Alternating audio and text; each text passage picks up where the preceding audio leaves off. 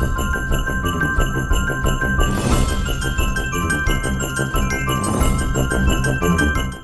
datang di channel saya, Kansasi. Assalamualaikum warahmatullahi wabarakatuh.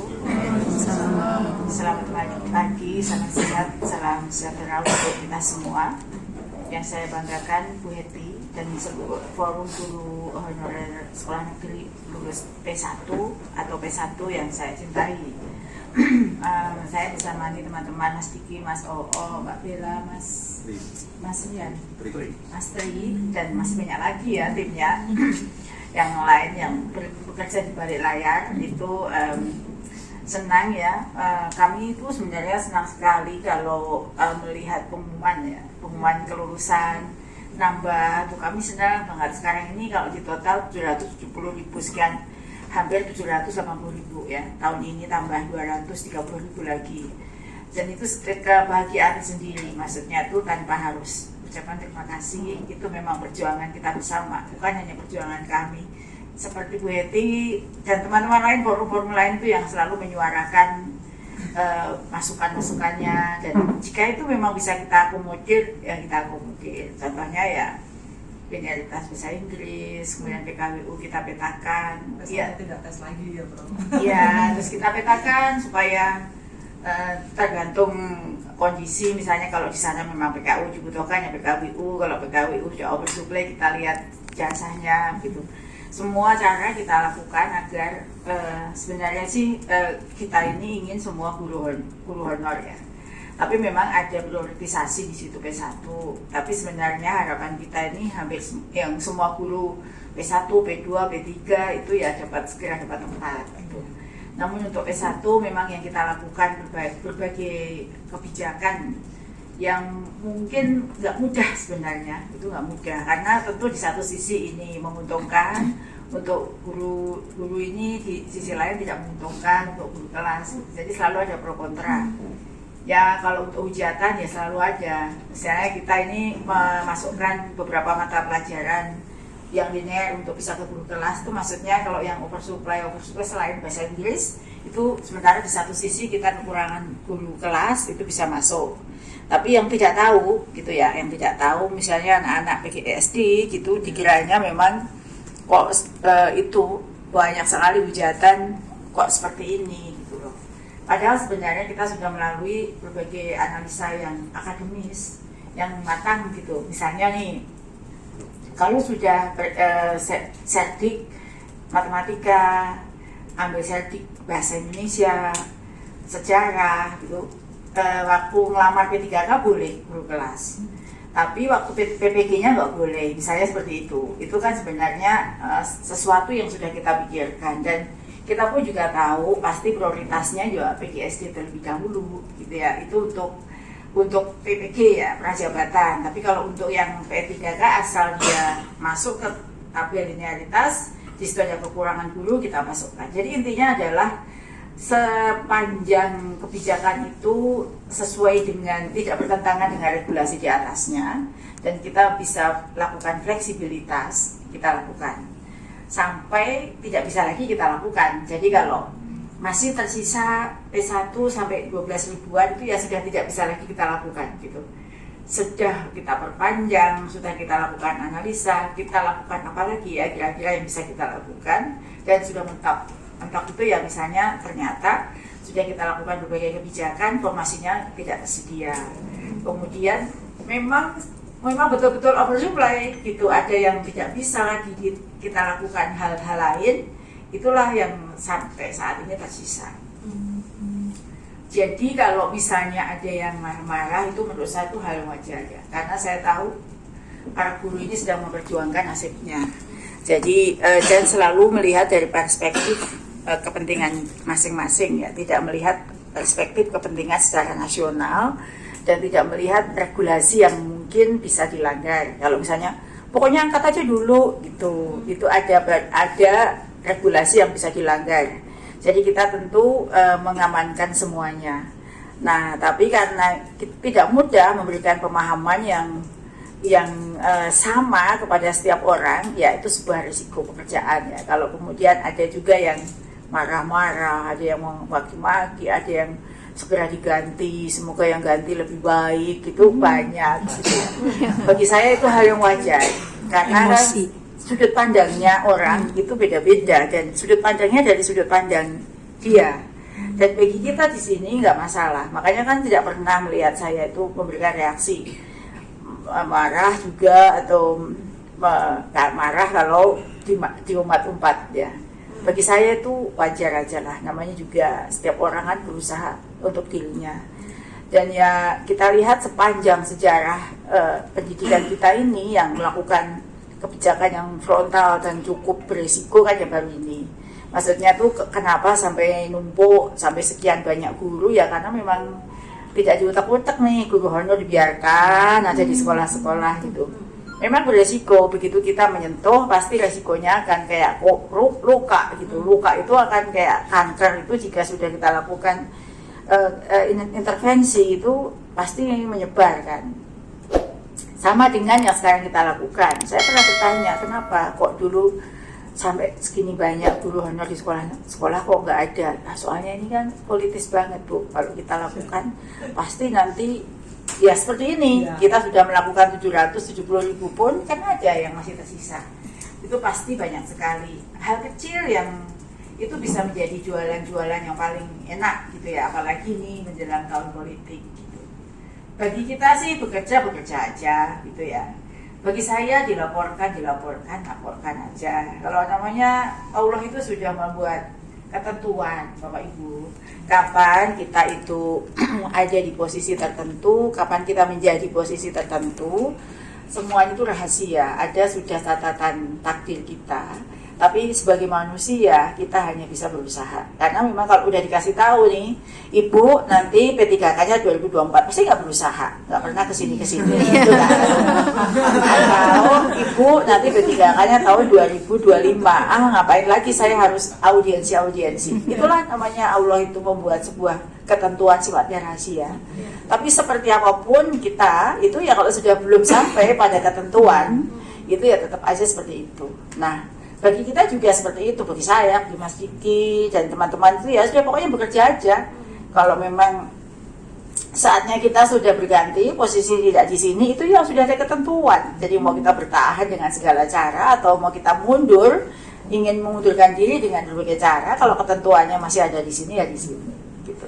Jadi sekali lagi saya dan kami ini ingin ya supaya kita juga kita sendiri punya misinya itu membuat profesi guru itu bermartabat, membanggakan, ya mulia. Ya kalau sudah masih guru honor, kita nggak bisa bilang profesi guru itu membanggakan, gajinya aja nggak tahu.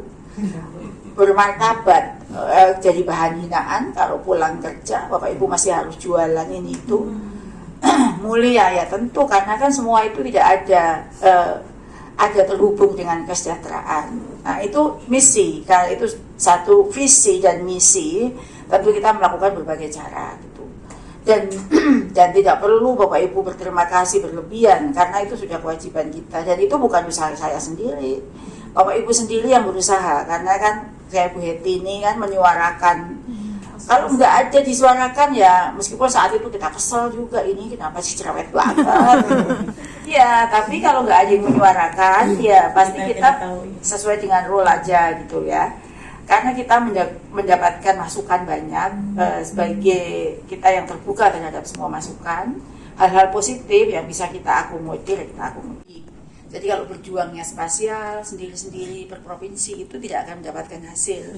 Tapi kalau sudah membentuk satu forum yang sifatnya nasional, itu yang bisa memberikan efek gitu. Itu saya sampaikan. Karena ya kalau cuman provinsi Banten aja, yang butuh cuman Banten, yang lainnya nggak butuh, gitu kan. Yang Palembang aja, berarti Palembang saja, gitu. Jadi itulah kira-kira dan kita senang sekali. Kebetulan kita punya hubungan yang sangat baik dengan Kemenpan, dengan BKN, sehingga berbagai masukan kita itu mendapatkan persetujuan. Termasuk bagi yang teman-teman yang belum beruntung tadi ya, belum beruntung, sebenarnya saya bilang belum beruntung, karena ini tuh sebenarnya adalah prioritisasi itu karena siapa yang lebih dulu, bukan siapa yang lebih pintar ya. siapa yang lebih dulu. Untuk bisa membuat siapa yang lebih dulu, kita buat kriteria. Jika tahun 2021 itu langsung 1,2 juta formasi sebagaimana usulan Mas Menteri, nggak ada yang siapa lebih dulu, semua langsung ditempatkan. Karena formasinya itu kan nggak pernah sesuai dengan kebutuhan kita. Misalnya kita ngitungnya 1.700.700 jadilah tinggal 500 yang lulus cuma 300, kan seperti itu terus. Sehingga karena ada banyak peserta, kebutuhannya sedikit, ya kita bikinlah prioritisasi. Itu sebenarnya bukan menunjukkan siapa pintar, siapa yang nggak pintar, Pak, tapi siapa yang lebih dulu aja mendapatkan penempatan.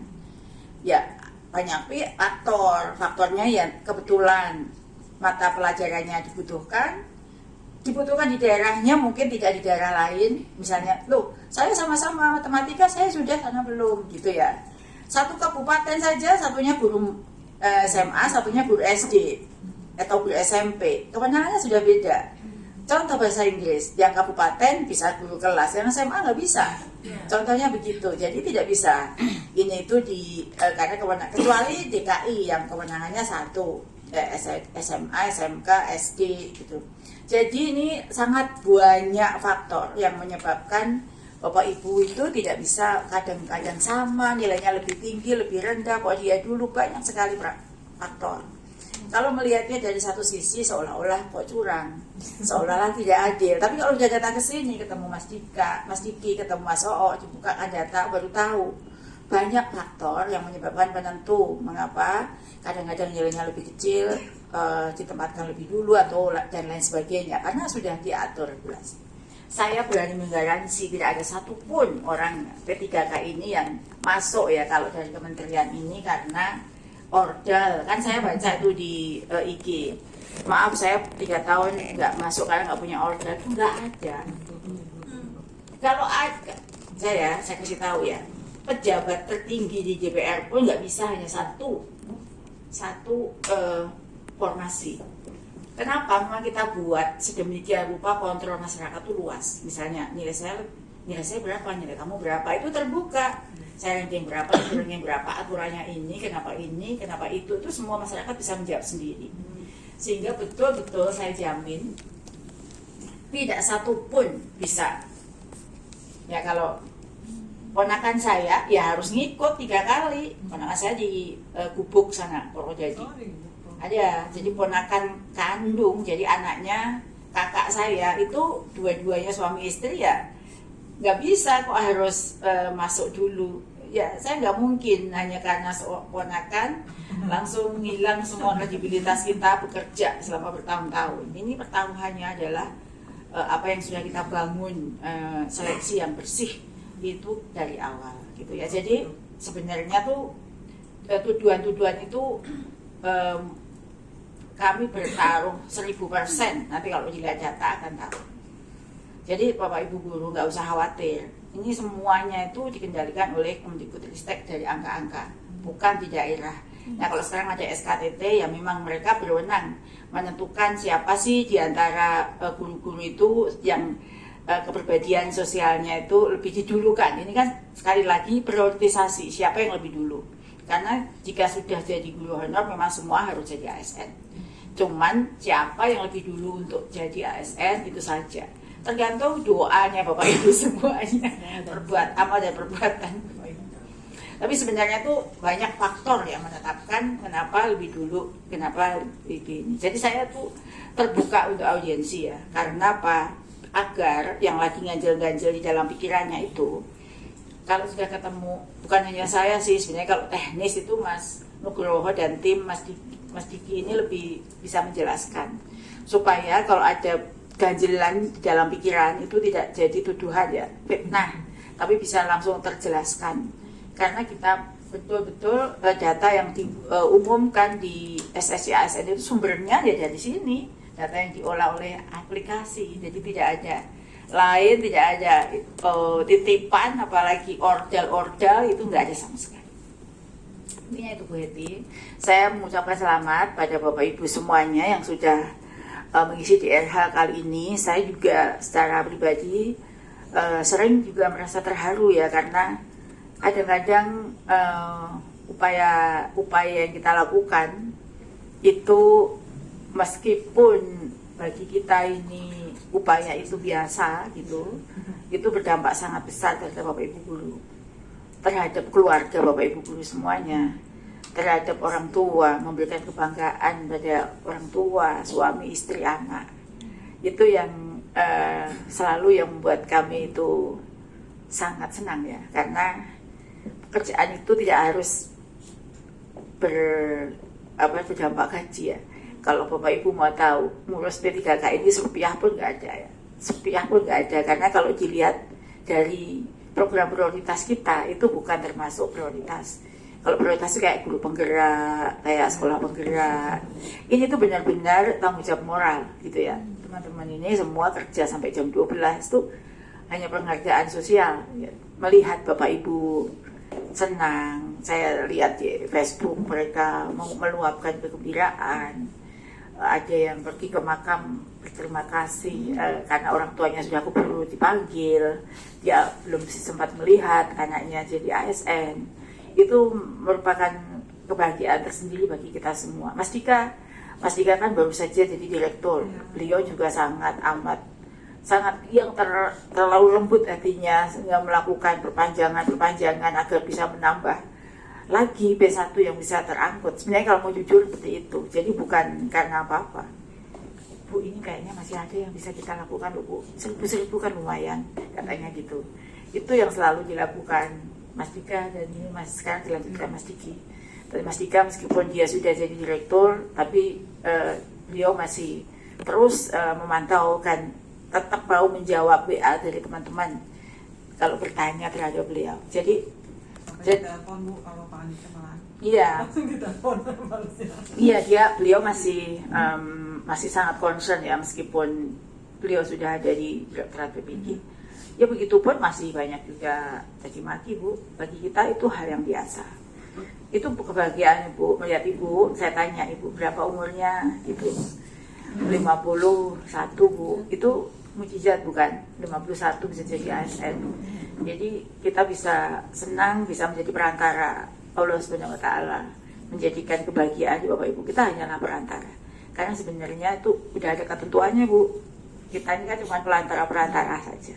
Jadikanlah perantara untuk rezeki Bapak Ibu semuanya. Ya, saya berharap Bapak Ibu ini setelah ngisi GRH ini kira-kira di bulan Maret lah ya Mas ya.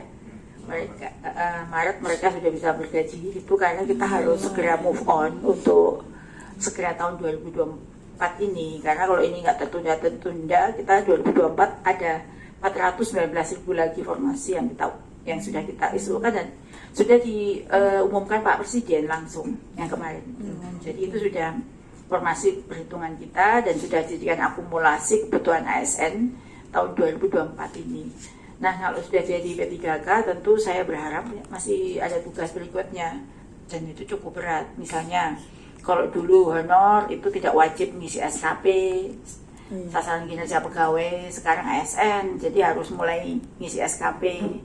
Nah, kita sudah meluncurkan SKP menggunakan PMM. Nah, sekarang harus juga di situ kinerja Bapak Ibu sebagai ASN itu kan sudah ada nomor induk, jadi nanti dipantau secara nasional melalui aplikasi. Dan kemudian selain kewajiban ada juga hak setelah jadi ASN, misalnya nanti jadi kepala sekolah, pengawas sekolah, kalau sudah jadi guru penggerak, ikut uji kompetensi, itu sudah terbuka. Kesempatannya itu sangat luas buat Bapak Ibu untuk berkarir. Kami juga sedang memperjuangkan bagaimana P3K ini juga punya jenjang karir. Meskipun di dalam PP sebelumnya tidak diatur, tapi sekarang ada PP turunan manajemen ASN, undang-undang ASN itu yang akan kita coba masukkan, kira-kira itu apa jenjang karir yang bisa didapatkan oleh P3K. Kemudian ya kalau sudah P3K ya harus beda, saat waktu masih honor. Kalau dulu masih sibuk mendapatkan gaji atau uang tambahan untuk menghidupi keluarga, membantu suami. Nah, sekarang fokusnya harus di pekerjaan, karena Bapak Ibu sudah mulai banyak sekali tanggung jawabnya sebagai ASN. Itu yang penting ya. Jadi bukan euforia, kegembiraan itu cukup sudah. Sekarang kewajibannya sudah menunggu di depan mata untuk menjadi ASN yang baik. karena penilaian itu setahun sudah 2 kali. Dan itu sebagai ASN itu sama kewajibannya dengan PNS. Jadi sudah sama ya. Itulah ya, di satu sisi ya kegembiraan, di sisi lain sudah ada kewajiban. Tapi paling tidak saya yakin Bapak Ibu kalau sudah tenang batinnya ya, sudah dapat status, dapat lebih fokus di pekerjaannya, di melayani anak-anak kita gitu. Itu saja pesan dari saya ya. Sekali lagi saya ucapkan selamat dan mohon maaf pada yang belum berhasil, karena memang kita tidak bisa memaksa pemerintah daerah. Dan jika pun ada formasi dari pemerintah daerah, kalau memang sangat oversupply, karena kita belum bisa memindah atau tidak ada mekanisme melimpah di daerah kewenangan lain, mungkin di tetangga kabupaten butuh, tapi di situ berlebih, itu kasusnya seperti itu. Misalnya Karanganyar dan Purwodadi aja, kalau mungkin cuma berbatasan Sragen dan Karanganyar, Solo dan Karanganyar, Boyolali dan Solo, itu kan batasnya tuh cuma batas desa aja. Itu pun bisa jadi kamu sudah sini loh, saya kosong, nggak ada informasi kok kamu ada berlebih di situ, bisa terjadi. Karena apa? Banyak sekali hal yang menjadikan mengapa terjadi seperti itu. Itu berarti Bapak Ibu semuanya sekali lagi selamat ya, dan terus berjuang, jangan patah semangat untuk yang belum. Kita akan maksimalkan tahun 2024 ini semua P1 akan bisa mendapatkan formasi. Kalau dihitung kita punya 419 formasi, P1 tinggal 12.000. Jika sampai tidak itu berarti sesuatu kasus banget gitu loh. Kalau sampai P1 nggak dapat ya Mas ya. Karena 419 formasi dibanding dengan 12.000 itu tidak seberapa. Itu guru-guru honor yang di sekolah negeri aja jika terangkut semua masih sisa. Karena kita ngitung itu plus yang pensiun di tahun 2025 yang pensiun sudah kita hitung. Karena kan seleksi ini kan nanti kalau seleksi yang ini sampai berakhir di Desember sekarang, itu kan nanti ngisinya 2025. Itu udah kita hitung. Dan itu guru-guru honor itu kalau terangkut 230, yang di sekolah kan 400-an ya, sekolah negeri itu. Terangkut 230 kan tinggal 170.000. Berarti kan dari formasi yang ada saja itu masih harus masuk fresh graduate. Ini loh yang kadang-kadang yang nggak dipahami para guru honor. Kita aja belum ditempatkan, ngapain ngurus PPG prajabatan? Lah kalau nggak buka yang baru, kita setiap tahun itu loh pensiun 70.000. Kan akan terulang kasus seperti ini, masuklah guru-guru honor. Makanya guru masuk itu beda couplingnya dengan Bapak Ibu ini. Mereka itu khususan yang 2025 mau pensiun, ya kan? Sedangkan Bapak Ibu ini penataan.